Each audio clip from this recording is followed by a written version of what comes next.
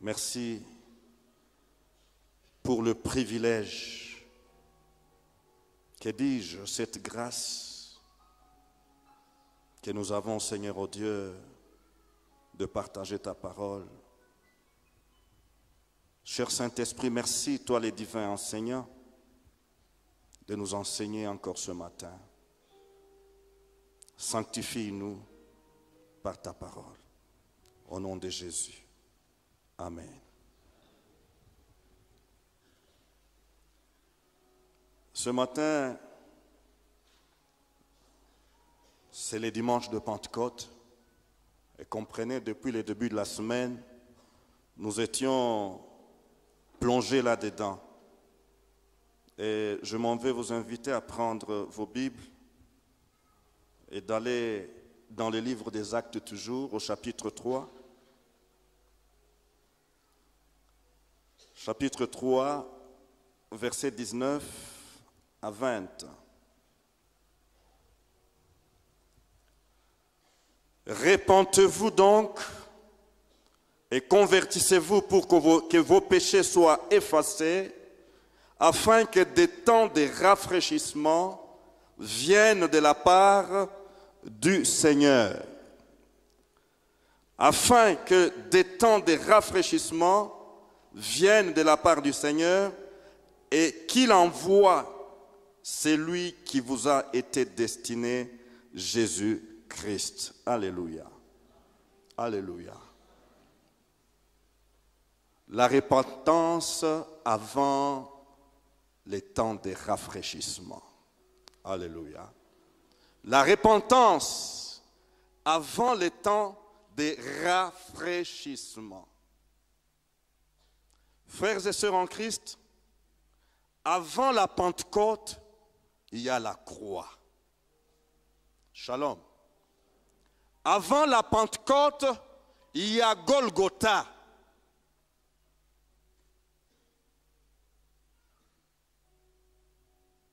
La véritable Pentecôte,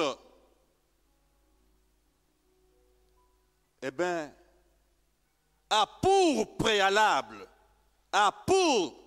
comme préalable la repentance, la vraie et l'authentique.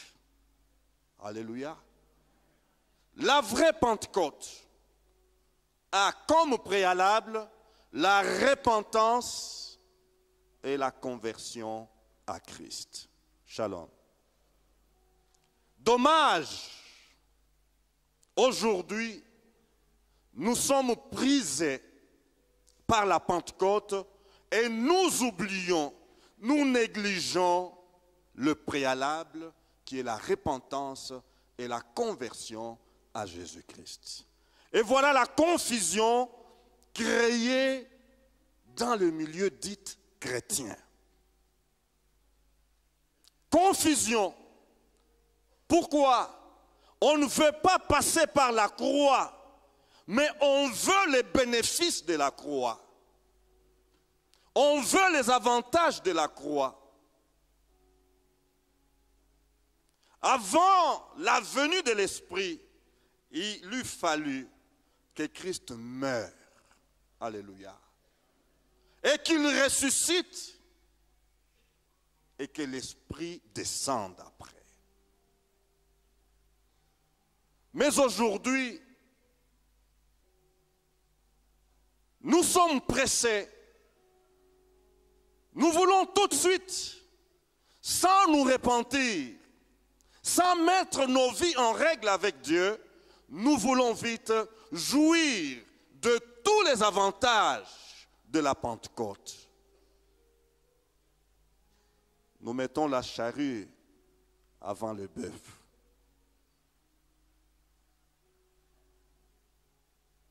Repentance avant les temps de rafraîchissement. Que veut dire rafraîchissement? Rafraîchissement veut dire l'action de rafraîchir, action de restaurer, action de revigorer, de rajeunir même. Shalom. J'ai beaucoup aimé la direction du Saint-Esprit à travers le répertoire des cantiques que nous avons chantés ce matin. Alléluia. J'ai beaucoup aimé la direction du Saint-Esprit ce matin. Action de rajeunir, c'est aussi l'action de réparer. Alléluia. Réparer, rénover, réparer les forces, remettre en bon état. Alléluia. Lorsque Dieu règne, il remet les vies en bon état. Lorsque Dieu règne, il rajeunit. Alléluia. Il rajeunit. Lorsque Dieu règne, il vivifie. Nous avons lu Ézéchiel 37. Alléluia. Souffle sur ce jour.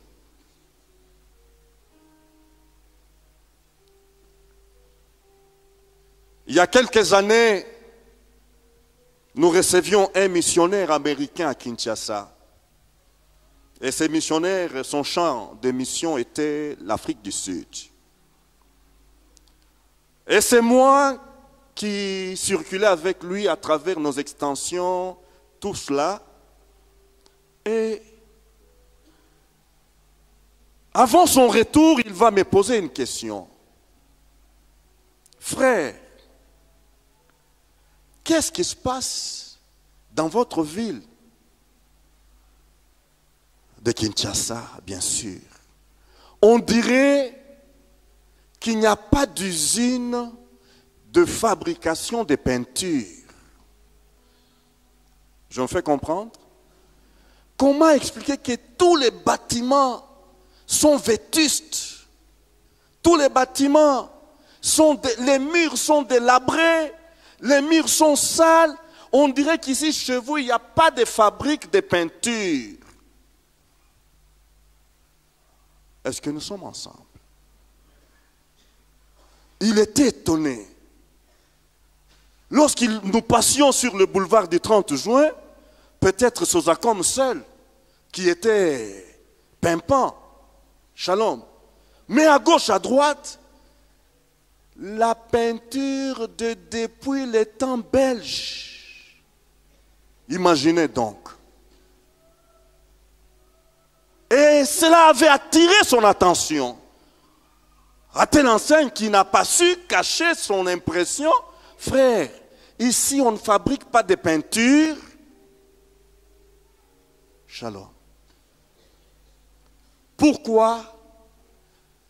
Presque tous les murs dans la ville de Kinshasa n'étaient pas rafraîchis. J'en fais comprendre. Et le mur qui est derrière moi, dites-moi un peu. La façade derrière moi, devant vous, comment vous la trouvez cette façade? Shalom. Les artistes, les peintres, utilisent le verbe rafraîchir pour parler de la peinture. Je ne sais pas, c'est votre domaine. Shalom. Oh, que c'est beau à voir. Qu'est-ce que ça inspire? Ça rayonne, ça brille. Alléluia. Alléluia. Frères et sœurs, combien de vies sont délabrées? Combien de vies sont sans peinture? Combien de vies sont vétustes, abîmées, délabrées? Shalom. Combien? Combien de vies sont en mauvais état?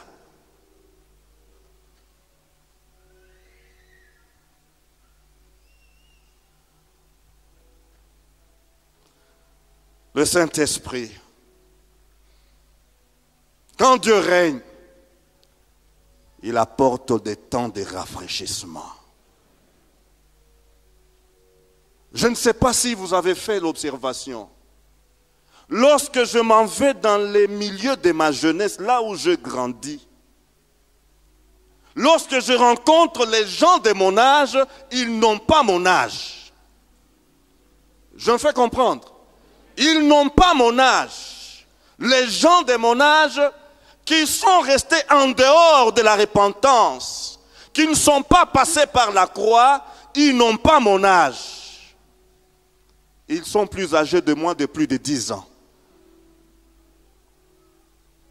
Vie délabrée, vie marquée, corps miné, taré, par la vie déréglée, par la vie dissolue, par la vie des désordres, par la mauvaise vie. Frères et sœurs, que dire? Combien de gens, alors que nous parlons du rafraîchissement, sur le plan moral, combien sont, s'il vous plaît, passez-moi l'expression, des dangers publics? Combien? Combien? Sur le plan spirituel, ruinés. Ruinés. Ruinés par quoi? Par leur incrédulité. Par leur mépris de Jésus. Ils continuent jusqu'à ce jour à mépriser le prince de vie. Ils continuent à le dédaigner. Non, vos affaires là, c'est pour le pauvre. Vos prières là, c'est pour les nécessiteux. Votre Jésus là, non, nous n'avons pas besoin de lui. Mais quand vous les regardez, spirituellement parlant, ruinés, ruinés par l'occultisme, ruinés par les fétiches, ruinés par l'immoralité. Et leur vie semblable au mur, délabré, oublié. Le mur qu'on n'a jamais, comment, repeint. Ça fait 30, 40 ans. Jamais une couche de latex est passée dessus. Lorsque nous passons sur l'avenue Camagnon, là, derrière, il y a quelques maisons là, eh bien, il faut les regarder en face. Ça ne fait pas beau de les fixer. Je ne sais pas si vous avez vu ces maisons. Les murs, ça fait horreur. Ainsi sont certaines vies. Le passage que nous venons de lire fait suite à la guérison du boiteux. Alléluia. La guérison du boiteux. La Bible me dit qu'il y avait un homme de plus de 40 ans qu'on transportait tous les jours et qu'on allait déposer à la porte la belle devant le temple. Mais après la venue du Saint-Esprit, le jour de la Pentecôte, Pierre et Jean, c'était l'heure de la prière. Ils allaient au temple. Alléluia. Cet homme, il vivait de la mendicité. S'il vous plaît, l'aumône, s'il vous plaît, donnez-moi. Et voilà, Pierre et Jean, ce jour, ils arrivent devant cet homme. Et l'homme le voit, il tend la main comme d'habitude. Pierre et Jean s'arrêtent et le fixent. Et l'homme s'est dit, aujourd'hui, ça sera Nimakoko d'aumône. Ça sera donc, non pas une pièce, mais Nimakoko. Donc, une grosse somme. Tellement qu'ils l'ont regardé avec passion. Alléluia. Lorsque le Saint-Esprit descend, il nous donne la passion. Lorsque le Saint-Esprit descend, il nous donne la compassion. Alléluia. Pierre le regarde, le fixe. Je n'ai ni argent ni or, mais ce que j'ai, je te le donne. Au nom de Jésus-Christ de Nazareth, lève-toi et marche. D'un bout, l'homme se tient sur ses pieds. Alléluia. Au nom de Jésus-Christ de Nazareth, lève-toi et marche. L'homme se tient sur ses deux pieds. Est-ce vrai? Est-ce moi? C'est parti. Lorsque Dieu règne, eh bien, il vivifie. Lorsque Dieu règne, eh bien, il revigore. Lorsque Dieu règne, il réanime. 40 ans sans peinture, 40 ans de misère, 40 ans d'abaissement, 40 ans de mépris, 40 ans de chosification. Mais ce jour-là, le règne de Dieu est passé par là. Alléluia. Le règne de Dieu est passé par là. Et cet homme a eu quoi? Le rafraîchissement. Alléluia. Il a expérimenté des temps de rafraîchissement. Alléluia. Frères, sœurs, je méditais, j'ai analysé comment un Pierre pouvait déclarer, pouvait affirmer: je n'ai ni argent ni or. Pierre, qui a marché sur les eaux. Pierre, qui a vécu avec Jésus, dire que je n'ai ni argent ni or. Mais qu'est-ce que les prédicateurs de la prospérité vont dire de Pierre? Pierre, tu nous scandalises. Pierre, tu nous fais honte. Comment un homme de Dieu de ta trempe, tu manques de moyens, de finances, ne serait-ce qu'une pite pour donner à ces pauvres mendiants? Pierre, est-ce que tu as réfléchi sur ce que tu viens de donner comme affirmation? Je n'ai ni argent ni or. Pierre, et le ministère que tu as.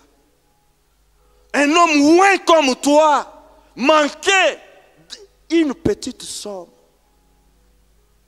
Frères et sœurs, le ministère, ce n'est pas l'argent. Le ministère vient du ciel. Le ministère vient du ciel. Frères et sœurs, la prospérité n'est pas quoi? Le rafraîchissement. Shalom. Shalom. Un commentaire dit ceci. Ce père de l'église, Thomas d'Aquin, a visité Rome dans le temps. Et il a admiré toutes les richesses, les trésors de Rome. Et le pape, après avoir observé l'admiration de Thomas d'Aquin, il va lui dire: Thomas, tu as vu combien ici nous sommes bénis, nous avons la richesse. Donc nous ne pouvons pas dire comme Pierre: je n'ai ni argent ni or. Est-ce que vous me suivez? Le pape a dit à Thomas d'Aquin: nous, ici à Rome, nous ne pouvons pas dire cette parole de Pierre. Nous n'avons ni argent ni or. Écoutez la réaction de Thomas d'Aquin.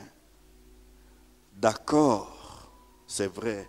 Mais vous ne pouvez pas non plus dire qu'au nom de Jésus-Christ, lève-toi et marche. Vous ne pouvez pas le dire. Nous avons quelque chose plus que l'or et l'argent. Nous avons Jésus. Plus que l'or et l'argent, le nom de Jésus, c'est plus que l'or et l'argent. Frère, attache-toi au nom de Jésus. Attache-toi au nom de Jésus. Sois fidèle à Jésus. Sois loyal à Jésus. Et tu auras ton temps de rafraîchissement. Alléluia. Non. Non. Ne nous complexons pas lorsque nous manquons un peu de moyens financiers. Alléluia. Ayons le contentement. Shalom. Et voilà. L'important a marché, rafraîchi. Mais une chose que nous devons retenir, pourquoi ces miracles? Pourquoi? Est-ce que c'était seulement pour le rafraîchissement, la consolation de cet impotent? Je peux dire oui et je peux dire non. Ce n'était pas seulement pour sa consommation, pour son plaisir personnel, mais c'était un enseignement. Alléluia. Un enseignement sur le temps de rafraîchissement. Pourquoi? La suite nous dit ceci. Verset 12. Pierre, voyant cela, dit au peuple, hommes israélites, pourquoi vous étonnez-vous de cela? Pourquoi avez-vous le regard fixé sur nous comme si c'était par notre propre puissance ou par notre piété que nous eussions fait marcher cet homme? Shalom. Frères, lorsque Dieu règne, nous devenons humbles. Lorsque Dieu règne, nous nous abaissons, nous nous faisons petits à ses pieds. Mettez-vous à la place de Pierre et Jean. 40 ans d'impotence, 40 ans de misère, et par votre canal, quelqu'un est restauré, quelqu'un est revigoré. Quelle réputation tu auras? Shalom. Quelle réputation j'aurai? Quelle gloire je me donnerai, moi qui vous parle? Oh, mais vous savez, il a fait 40 ans assis, hein? Mais lorsque j'ai prié pour lui, allez-y voir, demandez tous les quartiers. Demandez. Prenez mon numéro d'appel. Et la bande filante à la télévision, désormais, si vous avez des gens qui sont en difficulté, comme cet impotent de 40 ans, et sa photo défile sur les petits écrans. Non, frères, ne nous accaparons pas de la gloire de Dieu. Lorsque Dieu règne, nous restons petits à ses pieds. Seigneur, règne, règne, et aide-moi à rester à ma place. Alléluia.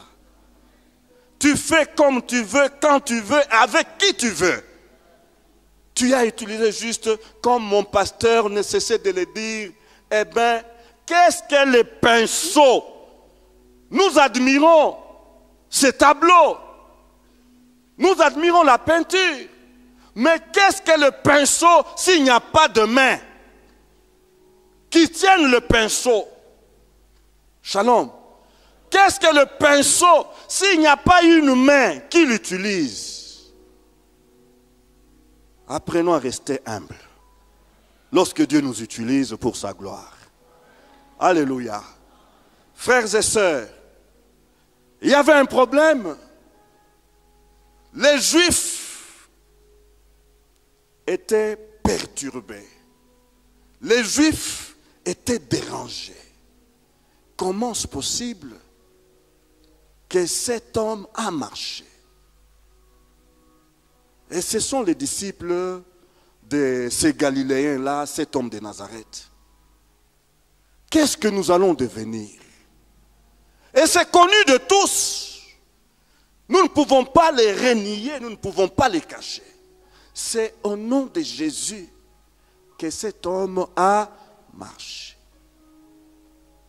Et Pierre le déclare. Il dit, Dieu, le Dieu d'Abraham, d'Isaac et de Jacob, le Dieu de nos pères, a glorifié son serviteur Jésus, que vous avez livré et renié devant Pilate, qui était d'avis qu'on le relâcha. Vous avez renié les saints et les justes, et vous avez demandé qu'on vous accordât la grâce d'un meurtrier. Vous avez fait mourir, vous avez fait mourir le prince de la vie, que Dieu a ressuscité des morts. Nous en sommes témoins. Alléluia. Quelle déclaration, quelle charge sur les épaules de cet auditoire composé de Juifs. Shalom. Ésaïe pouvait dire, méprisé, abandonné des hommes. Les Juifs, vous l'avez méprisé. Vous l'avez dédaigné. Vous n'avez fait de lui aucun cas. Alléluia. Son sépulcre, vous l'avez mis parmi les méchants. Et son tombeau avec les riches. Vous, les Juifs. Ça donne la joie, ces messages-là? Non. Et avec la conviction du Saint-Esprit, leur conscience était comment bousculée. Leur conscience était dérangée. Leur conscience était donc brisée. Le poids de la culpabilité. Ils étaient rongés par le poids de la culpabilité. Ah! Le sang innocent que nous avons versé. Quel crime avons-nous commis? Nous avons été méchants. Nous avons été criminels. Lorsque nous avons crié, crucifie-le, crucifie-le, relâche Barabbas. Quelle méchanceté. Frères et sœurs, ces tableaux, cette scène défile, oui, dans leur conscience. Ils sont abattus. Ils sont abattus. Il n'y a pas d'appel qu'ils peuvent faire. Ils sont conscients de leurs crimes. Shalom. Shalom. Écoutez. Pierre, conscients de leur état d'esprit, ces gens sont sonnés dans leur conscience. Ces gens sont touchés, sont brisés, sont délabrés dans leur conscience. Ils sont tourmentés. Leur conscience leur reproche leur méchanceté et leurs crimes vis-à-vis du prince de vie, Jésus. Pierre, au lieu d'un message de condamnation, Shalom, au lieu d'un message de condamnation, Pierre va leur donner ces messages de grâce. Alléluia. Le message de grâce, le message de pardon, le message de miséricorde. Qu'est-ce que Pierre leur dit? Repentez-vous donc et convertissez-vous pour que vos péchés soient effacés, afin que de temps de rafraîchissement. Alléluia. le temps de consolation, l'expérience de pardon puisse être votre partage. Shalom. Shalom. Frères et sœurs, combien de gens traînent le poids de culpabilité sur leur cœur, même en ces moments, même en ces lieux, alors que nous chantons la Pentecôte, alors que nous chantons la descente du Saint-Esprit pour guérir, pour donner l'effervescence, la joie, pour délier. Combien de gens par contre traînent un lourd poids de culpabilité sur leur cœur et dans leur conscience. À ces gens, je dis, la grâce de Dieu est là. Lorsque Dieu règne, nous prêchons le message de la grâce. Les gens ont besoin de pardon. Le pardon avant la prospérité. Shalom. Le pardon avant la prospérité. La miséricorde avant la prospérité. Les gens ont besoin de savoir que Dieu peut vous pardonner. Et que vos péchés, quelle que soit leur teneur, peuvent être effacés. Effacés. Effacés. Oubliés. Alléluia. Et c'est cela le message de la Pentecôte. Repentez-vous. La repentance. Et encore une fois la repentance. Frères et sœurs, la repentance, qu'est-ce que nous pouvons considérer? C'est le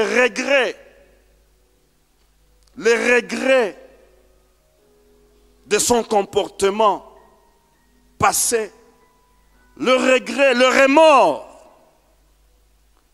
des actes qu'on a commis, des actes de méchanceté, des actes mauvais, des actes indignes, on regrette de les avoir commis. La repentance, eh bien, Seigneur, s'il te plaît, pardonne-moi d'avoir commis tel acte, pardonne-moi d'avoir été méchant, pardonne-moi d'avoir fait ceci, d'avoir volé, d'avoir triché, d'avoir fraudé, pardonne-moi d'avoir, été infidèle, pardonne-moi d'avoir consulté les féticheurs, l'occultisme. Seigneur, pardonne-moi. Et je prends l'engagement de ne plus revenir à ces choses. La repentance. Alléluia. Je vois les fils prodigues. Non, je rentrerai vers mon Père. Je lui dirai, Père, je péchais contre toi et contre Dieu. Alléluia. Je ne suis plus digne d'être appelé ton fils.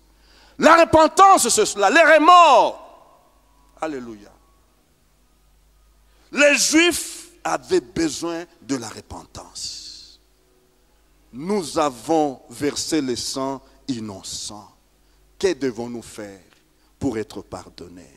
Est-ce que nous sommes même pardonnables? Alléluia. Et Pierre continue. Et convertissez-vous. Vous avez renié cet homme, vous avez dit que ce n'est pas lui le Messie que nous attendions. Maintenant, vous devez être dans la voie de reconnaître, vous devez reconnaître que c'est lui le Messie qui a été promis. Alléluia. Vous changez de direction. Vous partiez dans ce sens de désobéissance, de rébellion, et vous rentrez dans l'autre sens d'obéissance et de reconnaissance. La conversion. Alléluia. Frères et sœurs, et c'est par là que le rafraîchissement de ces Juifs coupables du sang de Jésus devait passer. Alléluia. Alléluia. Frères et sœurs, combien ont besoin d'être rafraîchis aujourd'hui? Shalom. Shalom. Rafraîchis dans leur physique, rafraîchis dans leur morale, rafraîchis dans leur spirituel. Comprenons que si nous célébrons Pentecôte aujourd'hui, Dieu veut restaurer des vies. à l'instar de la vie de cet impotent de 40 ans. Alléluia. À l'instar de cet impotent de 40 ans, Dieu veut restaurer des vies. Dieu veut rajeunir. Dieu veut comment vivifier, revigorer et rétablir, réparer. Combien de vies endommagées. La Pentecôte est venue pour que des vies soient réparées. Alléluia. Et cette place, je veux encore dire, comme je dis la fois passée, c'est une maison de vin où on entre, on trouve l'effervescence, on trouve la joie, on trouve le courage, on trouve l'hardiesse, mais aussi c'est un garage. Alléluia. Un garage où Dieu, par son Saint-Esprit, veut réparer les vies abîmées, les vies endommagées. Alléluia. Et c'est cela la mission du Saint-Esprit. Alléluia. Réparer des vies abîmées, les remettre sur le rail, les retaper. Et on regarde, on dit, est-ce que c'est l'impotent de 40 ans? Est-ce que c'est lui le soulard là? Est-ce que c'est lui l'impudique là? Est-ce que c'est lui le voleur? Aujourd'hui, même si un billet de 100 $ tombait, il ramasse, il vient. Qui a perdu ce billet? Qui a perdu? J'ai ramassé un 100 $. Lui, ce n'est pas possible. Il avait les 2 doigts. Mais aujourd'hui, il ramasse, il cherche le propriétaire. Vie réparée. Vie réparée. Vie restaurée. Alléluia. Quand Dieu règne, les vies sont restaurées. Quand Dieu règne, les vies sont réparées. Quand Dieu règne, on expérimente le temps de rafraîchissement. Baissons nos têtes, s'il vous plaît.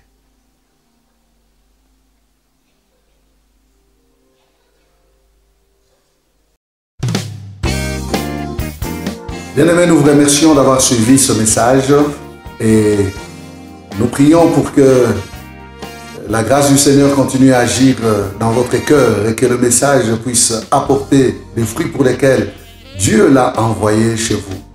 Nous voulons juste vous encourager à vous qui n'avez pas encore donné votre vie à Christ, à faire cette prière avec nous maintenant et à faire cette prière avec un cœur ouvert et une décision venant de votre cœur. Vous pouvez juste prier avec nous maintenant, en répétant ces paroles après moi et en disant ceci. Seigneur Jésus, je t'ouvre mon cœur, je te donne ma vie. Sois mon Seigneur et mon Sauveur. Pardonne mes péchés, Seigneur. Inscris mon nom dans ton livre de vie. Je m'abandonne à toi. Que le Saint-Esprit m'aide à te suivre et à te servir. Merci pour la nouveauté de vie et merci pour, Seigneur, au Dieu de gloire, l'obéissance à ta parole que tu crées en moi. Parce que c'est toi qui crées le vouloir et le faire selon ton bon plaisir. Je te dis merci. Amen. Que Dieu vous bénisse parce que vous avez pris la décision de devenir chrétien et de vous engager à suivre Jésus et à les servir. Vous pouvez nous contacter au numéro qui apparaît à l'écran et nous serons toujours disposés à répondre à vos questions, à vos préoccupations. Nous sommes là pour vous servir et nous serons aussi heureux d'avoir un temps de prière avec vous dans nos installations 6 avenue Kasavubu, Sandoa, à l'église La Parole Éternelle ici à Lumbashi. Que Dieu vous bénisse, que sa grâce et sa paix soient dans vos maisons. Au revoir, nous vous aimons.